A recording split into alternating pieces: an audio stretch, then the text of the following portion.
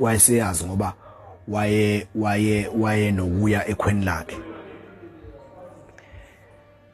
Wathi mayifika ngikhuluma ngicala elimbula ingubo lingene. Wathi mayifika esitokisini amaphoyisa afika amfaka esitokisini. Kwase kuthi ebusuku kwafika amanye amaphoyisa amthatha uNgubane aya naye ngapha ngako Blood River mawungena ngathi ubheka ngakonquthu usuke eFryhead ngathi ujika ngakoNcoma ubheka ngasoNcoma.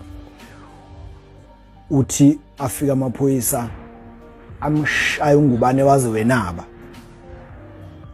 Amshawe nabo uNgubane amaphoyisa 2008 June. Amshawe naba ebuza ukuthi uphi umama wengane yakhe umbulaleleni umama wengane yakhe. Ngoba ngesikhathi amaphoyisa emthathe emeyivile uNgubane esahamba naye ebhekele eFryhead ebusuku athi mayembuza ukuthi athi lamaphoyisa ayilokhethi uzolikhuluma iqiniso wena ngokufa kamama wengane yakho. Ayilokhe njalo amaphoyisa ayilokhethi uzolikhuluma iqiniso. Uyabona uma esho njalo amaphoyisa uNgubane wayelokhe ebuza ukuthi kwenze njani umama wengane yami wenze ngala uNgubane uphethwe itrauma yokuthi kwenzakaleni umama wengane yakhe. Enganeni wayelokhe ebuza ingane ukuthi yona ingane yaphila yini. So wathi mayesembhuka amaphoyisa emthatha esitokisini ebusuku emseFryhead amshaya uNgubane waphazamiseka ngisho emqondweni. Kwathi ngomsombuluko mayeseyobingelela imantshi kwafike kwatholakala ukuthi umqondo wakhe ngathi uphazamisekile. Mayekhuluma enkantolo ulokhe mayebuzwa enkantolo ebuye elokhethi angizwe ukuthi nithini nikhuluma ngani. So kwathola ukuthi umqondo wakhe ngathi uphazamisekile. Yathi inkantolo akayohlola ukuthi uyaphila nekhanda. Wahamba wayohlolwa kwatholakala ukuthi uyaphila. Kwatholakala ukuthi uphazamisekile. Wayeselashwa welashwa kodwa kwakungenzima ukuphazamiseka kwakhe.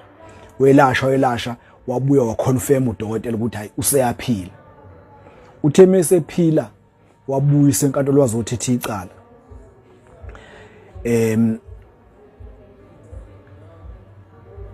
Kanti uNgubane amaphoyisa athi mayimshaya amshaya ngalendlela ukuthi waze wavuma ukuthi umama wengane yakhe umbulele. Emshaya nje. Uyabona ke ungesona isigebengu ungazange ushubhe ufake ishubhu ungazange wenziwe yonke lemigilingwane eyenziwe igebengweni ukuze ivunyiswe amacala. Ugcina usuluvuma icala ngenxa ukuthi usukungazi ukuthi uyifaka kuphi ngoba phela usubona ukuthi uyafa nawe. Wagcina elivuma uNgubane icala lokuthi uyena obulela intombi yakhe. Uluvuma nje akalazi. Nakhona enkantolo makuvela ukuthi umama wengane kaNgubane wayitholakale ngolwesithathu watholakala ngolwesithathu eshonile lapha khona indawo ekuthiwa ise19 mawusuka eFryhead ubheke eMelmont khona lo mgwaqo ongena oLundi kulelo cross lelo. Noma usuka eMelmont uye eFryhead khona umgwaqo ungena ngesandla sokudla ubheke oLundi. Watholakala lapho umama wengane yakhe kodwa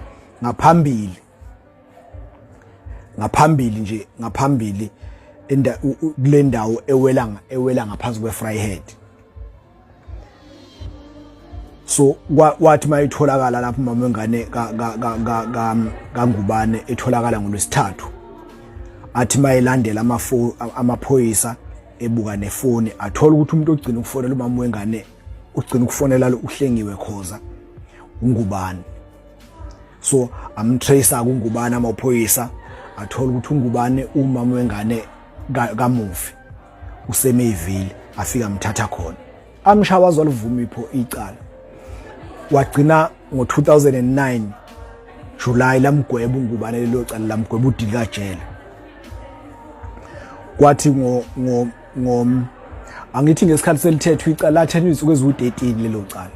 Ngesikhathi selithethwa umndeni wakhe uNgubane wafika wasemsinga wafika wagcina usuzula ukuthi uNgubane uboshiwe kanje wagcina ufika enkantolo lathi 13 days. After 13 days lamgweba uNgubane lamgweba udilika jele. Wathi mayifika ejele uNgubane emva kwenyangana nje wagula ngoba ngo2011 wabe seshona, ngithi 2011 or 2012 wabe seshona. Kuthe ngo2014 lavela iqiniso. 2014 uswashona uNgubane, shona 2011 or 2012 uma ngaphosisi. Or 2012 January ngoba wakhishwa ejele ngo2011 December, ekhishwa ngenxa ukuthi use terminally ill. Wakhishwa wathiwa akayogulela ekhaya, wathi ngoJanuary 2012 washonela kubo eMsinga eMabovini. Kuthe ngo2014 lavela iqiniso ngokufa kukaMama wengane kaNgubane. Umama wengane kaNgubane selivela iqiniso emndenini ngenhlanhla usekhona umama kaNgubane. Uma sekuvela iqiniso kuvela ukuthi umama wengane kaNgubane nje wayesetohoza nje esikoleni, ngeke ngisisho isikole ayifundisa kusona eFryhead, wafike wayefakwe uthisha omkhulu. Lo thisha omkhulu wayesejola naye. Umama wengane kaNgubane wayesejola nalo thisha omkhulu. Indaba yahamba yazi yafika unkosikazi ngalo thisha omkhulu. Unkosikazi ngalo thisha omkhulu esethola abantu abazobulala lo sisi lo. Bambulala, wabathola abantu kuthiwa babefike bamthola laba bantu babefike beme ngasesikoleni ngemoto. Lezi insizwa kuthiwa zasifike zime ngasesikoleni leso kwakufundisa kusona umama wengane kaNgubane. Babefike beme ngasesikoleni bese beqhamuka nje bese ngazi ukuthi ngoba ngathi bafika more than 3 times, kodwa kungekho ukuthi bayambamba umama wengane kaNgubane. Babefuna ukuthi eyihayikhelene imoto, kanti vele uzoyihayika ngelinye ilanga. Wayihayika zamthatha insizwa zambulala zawumbeka lapha e19. Sekusho umama kaNgubane manje. Ngala uNgubane wagwetshwa udilika jele, egwetshiswa ukuthi amaphoyisa amshawazwa livuma icala. Kodwa uma seseboxini, uma ehlohlwa imibuzo, uyezwakala lo muntu lento ayikhulumayo ngathi ayihlangani nelento ebhalwe phansi ukuthi icala uyalaza ayihlangani. Kodwa inkantolo yagcina ithatha istatement wagwetshwa ngebhadi kwafuka wagula washona. Kodwa icala la iqiniso lazovela ngo2014 eseshonile. Uma ke kusokhulunywa ngecala elimbula ingubo lengene, kusokhulunywa ngento efana nalezi, ngoba isikhathi esiningi uma uboshwa icala ongazi lutho nje ngalo, awubi nayo into yokubambelela, awubi nakho ukuthi uzothini, awubi na uqala lokhu wethuka nje ukuthi noma ususa enkantolo lokuthukile, ukuthi noma sekufanele ukhulume ulokhu uthukile lize likugwebe icala ngenxa ukuthi awazi ukuthi yini okufanele uyisho, awazi futhi ukuthi kufanele uyifa. Abanye ke baya relax, umuntu erelaxela ukuthi vele icala inakalazi, icala ligcine selimgwebile.